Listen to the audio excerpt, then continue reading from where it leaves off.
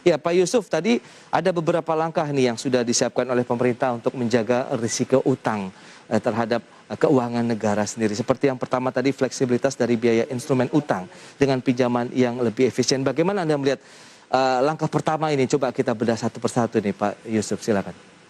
Iya, kalau kita bicara pinjaman ya melalui beragam lembaga di luar, saya kira memang kita bicara tentang imbal hasil ataupun bunga yang relatif lebih kecil jika dibandingkan dengan penerbitan surat utang. Karena kalau imbal hasil yang ditawarkan oleh SBN itu dengan kisaran 6% sampai 7%, Ya, pinjaman dari luar itu cuman umumnya biasanya 1 sampai 2% gitu. oke, Saya kira kalau berbicara konteks perbandingan imbal hasil atau bunga, saya kira memang relatif lebih kecil.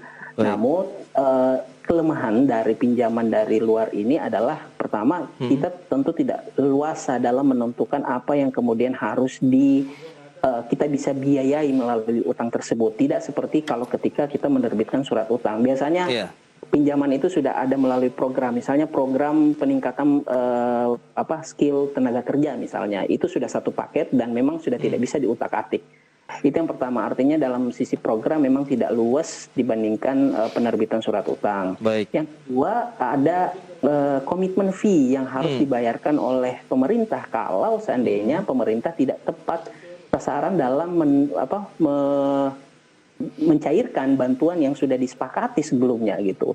Jadi Baik. komitmen fee ini harus menjadi catatan tersendiri karena sampai dengan Juni misalnya kita komitmen fee untuk pinjaman luar negeri itu sekitar 20,8 ya miliar US dollar. Tetapi yang baru terrealisasikan itu sekitar 14 miliar. Artinya relatif lebih sedikit. Nah, ini yang kemudian saya kira perlu menjadi catatan kalau seandainya pemerintah ingin mendorong penggunaan instrumen pinjaman dari luar.